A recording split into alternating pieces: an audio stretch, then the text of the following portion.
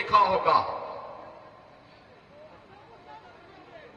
हरियाणा के चुनाव के पहले सभी लोग क्या बोलते थे,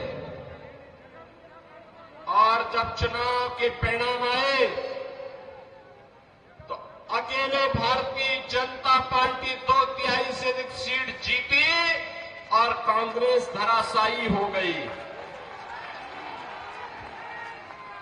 हरियाणा के लोगों से जब पत्रकारों ने पूछा कि चुनाव के पहले तो लगता था कि कांग्रेस और उसके सहयोगी जीतेंगे, ये कैसे हुआ, तो हरियाणा की जनता ने कहा कि विकास, सुरक्षा,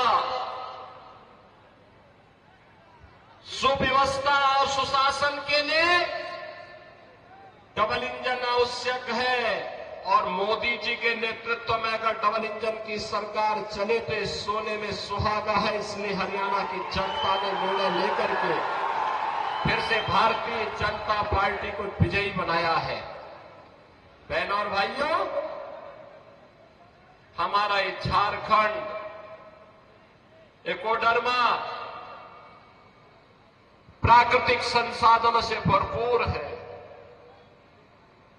धरती आबा भगवान बिरसा मुंडा की पावन धरा है, शहीदों की धरा है। देश की आजादी के लिए अकेले कोडरमा से एक नहीं, 4 हुतात्माओं ने अपना बलिदान दे करके इस देश को ब्रिटिश हुकूमत से मुक्त करने के लिए अपना योगदान दिया था। लेकिन आज क्या हो रहा है झारखंड में,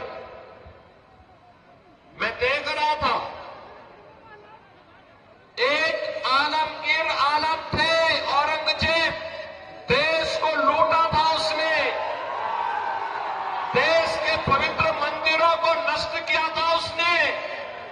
और दूसरा, झारखंड मुक्ति मोर्चा का भी तो एक मंत्री था आलमगीर, जो यहां लूट करके जिसके घरों में नोटों की गड्डियां के गरीबों के झारखंड वासियों का पैसा उसके घरों में कैसे नोट की गड्डियां उसके नौकरों और उसके परिवार के अन्य लोगों के घरों में किस रूप में पड़ी हुई थी। ये लूट का इससे दूसरा घटिया स्तर और दूसरा देखा नहीं जा सकता है। और इसीलिए मैं कहने के लिए आया हूं बहनों और भाइयों, ये चुनाव उसी विकास के नाम पर जिन लोगों ने आपको छला है उसको जवाब देने का एक अवसर भी है। भारतीय जनता पार्टी, जहां कहीं पर भी भारतीय जनता पार्टी की सरकारें हैं, उन्होंने विकास का एक मॉडल दिया, उन्होंने विरासत का सम्मान किया। आप यही सोचिए, 1947 में देश आजाद हुआ था, कांग्रेस को देश की जनता ने शासन करने का अवसर दिया था। एक लंबे समय तक उन्होंने शासन किया था, लेकिन क्या कभी किसी ने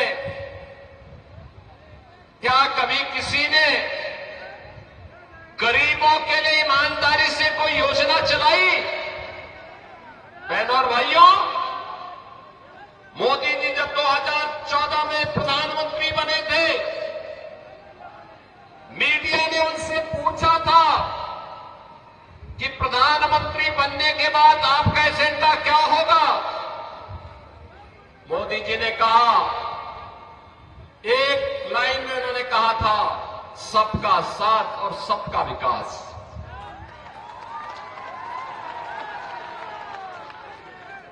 जाति, मत और मजहब के आधार पर नहीं, क्षेत्र और भाषा के आधार पर नहीं, बल्कि हर गांव का विकास होगा, हर नगर का विकास होगा, गरीब, किसान, नौजवान, महिलाएं, इन सब का विकास होगा। देश की सुरक्षा के साथ कोई भी समझौता नहीं होगा। देश का सुरक्षा का मॉडल क्या होना चाहिए, ये आज आप देख रहे होंगे। कांग्रेस की सरकारें हुआ करती थी, तब चीन हमारे देश के अंदर घुसता था, और आज आप देख रहे होंगे, समाचार रोज पढ़ रहे होंगे, आज चीन की सेनाएं पीछे हट रही हैं और वहां पर भारत की सेना गश्त कर रही है। पाकिस्तान तो अब भारत का नाम सुनकर के ही कंपकपी शुरू हो जाती है। पाकिस्तान को जैसे लगता है अब जब उसको कहीं सुनवाई नहीं होती तो यूएन में कहता है, उसको सपने आते हैं, कहता है कि भारत कभी भी हम पे हमला कर सकता है, हमारी जान बचाओ। सरकार तो ऐसे ही होनी चाहिए जो दुश्मन के दिल को दहला सके, और यही आज भारत की सरकार कर रही है। बहनों और भाइयों, देश की सुरक्षा हो या आंतरिक सुरक्षा, आप सोचो, ये कांग्रेस और उसके सहयोगियों ने कश्मीर की समस्या दी थी। मोदी जी ने धारा 370 समाप्त करके कश्मीर की समस्या का समाधान कर दिया। कांग्रेस ने गरीबों को भूखा मरने के लिए छोड़ दिया था, किसानों को आत्महत्या करने के लिए मजबूर कर दिया था। कांग्रेस हो या झारखंड मुक्ति मोर्चा या आरजेडी, इनको जब भी अवसर मिला, इन्होंने गरीबों के पेट पर लात मारने का काम किया, किसानों को आत्महत्या करने के लिए मजबूर किया, नौजवानों को पलायन करने के लिए मजबूर किया, प्राकृतिक संसाधनों पर लूट मचाने का इन्होंने कार्य किया। यही तो करते रहे। प्राकृतिक संसाधनों से भरपूर ये क्षेत्र अपराध की खदानों के लिए जाना जाता है। यहां पर तमाम नए प्राकृतिक संसाधन मौजूद हैं, प्रकृति की गोद में मौजूद हैं, लेकिन नियत सही हो। एक गरीब को एक ट्रॉली बालू नहीं मिलता घर बनाने के लिए, लेकिन बालू माफिया इस सरकार का संरक्षण प्राप्त करके फल फूल रहे हैं। शराब माफिया फल फूल रहे हैं, वन माफिया और भू माफिया सिर तान करके चल रहे हैं, और इसी ने कहने के लिए आए हैं, ये माफिया का उपचार केवल भाजपा है, भाजपा।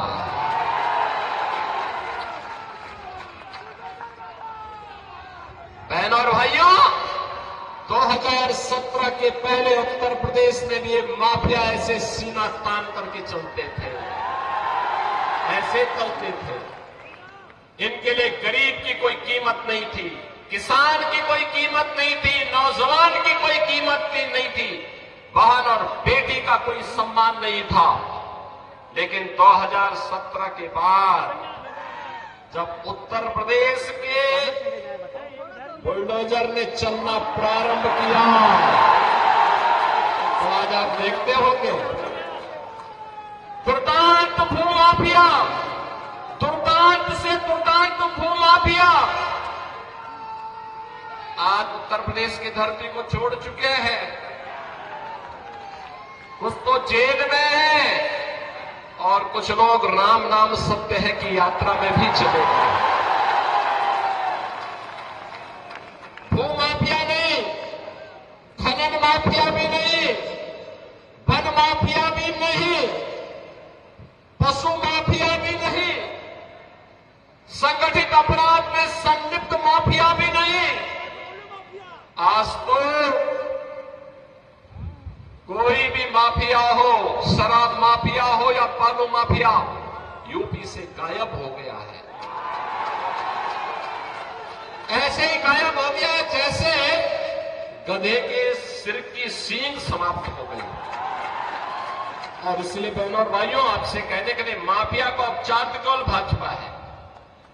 भाजपा की सरकार लाइए, गरीब को उसका हिस्सा भी मिलेगा, गरीब को उसका सम्मान मिलेगा। जिसके पास राशन कार्ड नहीं उसको राशन कार्ड की सुविधा, जिसके पास आयुष्मान कार्ड नहीं उसको आयुष्मान भारत की कार्ड की सुविधा, जिसके पास मकान नहीं उसको मकान की सुविधा। और देश के अंदर एक तरफ मोदी जी के नेतृत्व में एनडीए का गठबंधन है और दूसरी तरफ कांग्रेस के नेतृत्व में झारखंड मुक्ति मोर्चा और आरजेडी जैसा इंडी गठबंधन भी है। दोनों गारंटी दे रहे हैं, लेकिन दोनों की गारंटी में अंतर है। मोदी जी की गारंटी है हर गरीब को मकान देने का, मोदी की गारंटी है हर नौजवान के हाथ को कार्य देने का, रोजगार देने का। मोदी जी की गारंटी है हर किसान के सम्मान का। मोदी जी की गारंटी है हर बहन और बेटी की सुरक्षा का। और उनके लिए वे योजनाएं जो उनके हित के लिए आगे बढ़ रहे हैं, उन योजनाओं को प्रभावी ढंग से यहां पर लागू करने का जो 5 गारंटी यहां के लिए भारतीय जनता पार्टी ने दी है।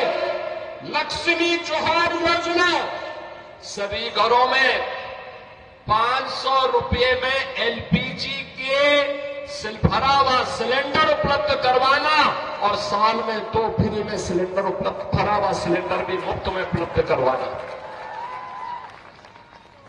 गोगो दीदी योजना, ये भी भाजपा की गारंटी है, मोदी जी की गारंटी है कि झारखंड की हर महिला के खाते में हर महीने की 11 तारीख को 2100 रुपये, 2100 रुपये तक की वित्तीय सहायता पहुंचा देना। 21 लाख परिवारों को मिलेगा अपना पक्का घर और सभी परिवारों को घर निर्माण के लिए मिलेगा मुफ्त बालू। यानी ये भाजपा कहती है कि हम मुफ्त बालू घर निर्माण के लिए देंगे और बालू माफिया का सफाया कर देंगे।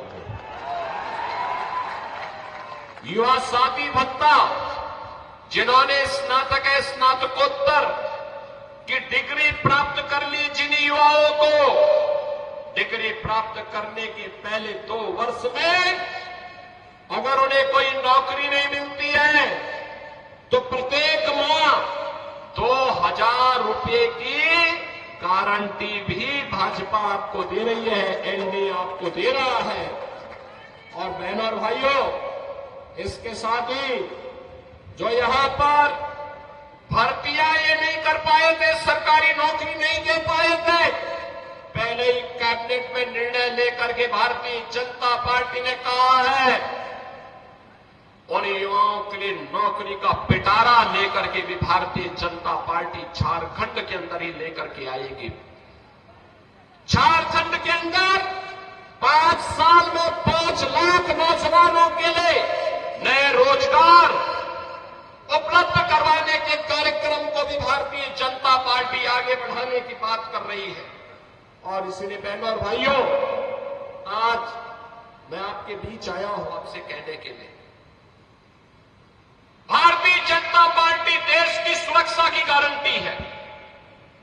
भारतीय जनता पार्टी देश के स्वाभिमान की गारंटी है। भारतीय जनता पार्टी युवाओं के रोजगार की गारंटी है।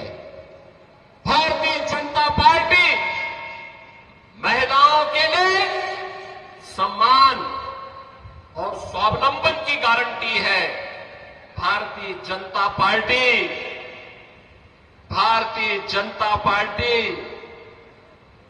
विरासत और विकास के समन्वय की गारंटी भी है। याद करिए अयोध्या से तो मैं आया हूं ना।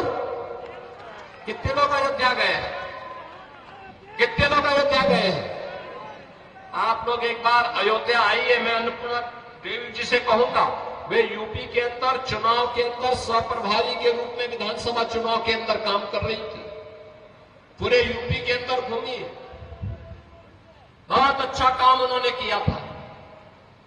और मैं आप सबसे कहूंगा, चुनाव के बाद एक बार वो आपको लेकर के अयोध्या पहुंचे। अयोध्या के कारण थे, बाकी हम लोग के नहीं। एक बार देखिए आप अयोध्या धाम को। बहन और भाइयों, जब ये कांग्रेस के लोग थे ना, अयोध्या में कितनी दुर्व्यवस्था थी। बिजली नहीं मिलती थी, सड़क सिंगल लेन की थी, गंदगी रहती थी, अराजकता थी, कोई किसी को पूछता नहीं था। और राम मंदिर निर्माण न हो इसके लिए इनके द्वारा बार बार रोड़े अटकाए जाते थे। आज तो आप देख रहे होंगे, प्रधानमंत्री मोदी जी का यशस्वी नेतृत्व मिला। अयोध्या में 500 वर्षों के बाद अभी भव्य दीपोत्सव का आयोजन भी आपने देखा होगा। कितना भव्य दीपोत्सव अयोध्या में हुआ था। 500 वर्षों के बाद प्रभु रामलला अपने धाम में विराजमान हो गए। हर भारतवासी का सीना गर्व के साथ आज चढ़ा हुआ है इस बात को लेकर के कि हमारे प्रभु राम अपनी जन्मभूमि पर 500 वर्षों के बाद फिर से विराजमान हो चुके हैं। हर भारतवासी के लिए इससे ज्यादा सम्मान और क्या हो सकता है। बहन और भाइयों, और हम लोगों ने कहा है, आज आप जाइए अयोध्या में, जिस ओर जाएंगे 4 लेन की सड़क मिलेगी और एक इंटरनेशनल एयरपोर्ट का निर्माण भी वहां हो गया है। इंटरनेशनल एयरपोर्ट का नाम महर्षि वाल्मीकि के नाम पर है।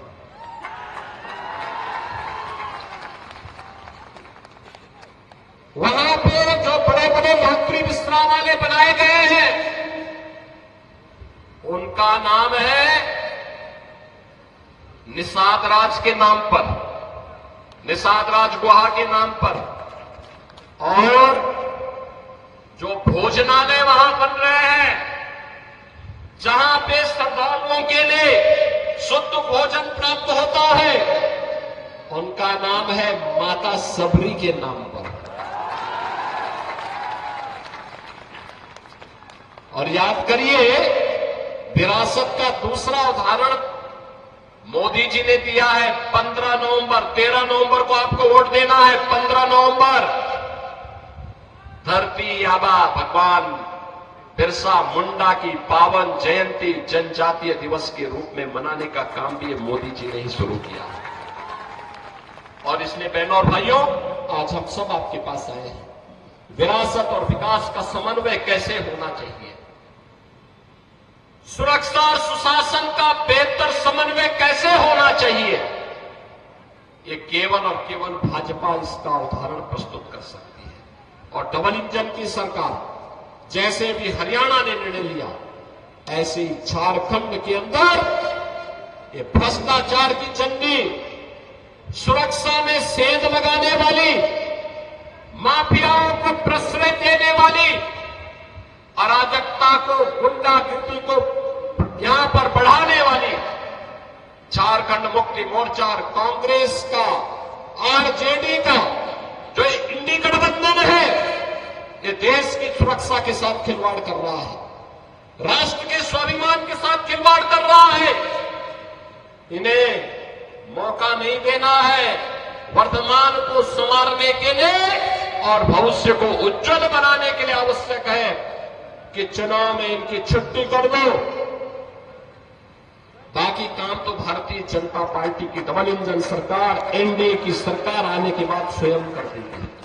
और इसीलिए आज मैं आप सबसे कहने के लिए आया हूं, जब अयोध्या में प्रभु रामलला के भव्य मंदिर के निर्माण के कार्यक्रम को पूरा करने के बाद मोदी जी के कर कमलों से रामलला 500 वर्षों के बाद अपनी जन्मभूमि पर विराजमान हुए, तब मोदी जी ने एक बात कही थी।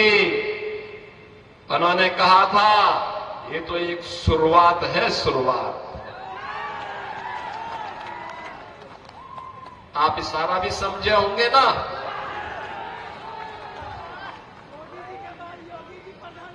ये शुरुआत है अयोध्या में रामलला की अपने धाम में वापसी। स्वाभाविक रूप से हमारे कृष्ण कन्हैया कहां मानने वाले हैं, मथुरा में भी यही इंतजार होने वाला है। और इसीलिए मैं आपका आह्वान करने के लिए आया हूं, कोडरमा और बैरकट्टा के भी आप सभी श्रद्धालुओं को मैं आमंत्रित करता हूं। काशी में भी, अयोध्या में भी और मथुरा में भी दर्शन करने के लिए पधारिए। भारतीय जनता पार्टी को झारखंड में फिर से पूर्ण बहुमत की सरकार बनाने के लिए अपना आशीर्वाद दीजिए। छठी मैया का आशीर्वाद आपको प्राप्त हो, इस विश्वास के साथ आज से प्रारंभ हो रहा छठ महोत्सव के लिए आप सभी को मैं हृदय से बधाई देता हूं। आप सबका मैं अभिनंदन करता हूं और आप सबसे यही अनुरोध करता हूं, भारतीय जनता पार्टी ने डॉक्टर नीरा यादव जी को कोडरमा विधानसभा क्षेत्र से अपना प्रत्याशी बना करके उतारा है और साथ साथ श्री अमित यादव को बरकट्टा से अपना प्रत्याशी बना करके आपके बीच में उतारा है। आपका आशीर्वाद इन दोनों प्रत्याशियों को प्राप्त होगा। दोनों हाथ ला करके होगा, दोनों हाथ ला करके बताओ, होगा ना? For more of such videos, do like, share and subscribe to ET Now Swadesh.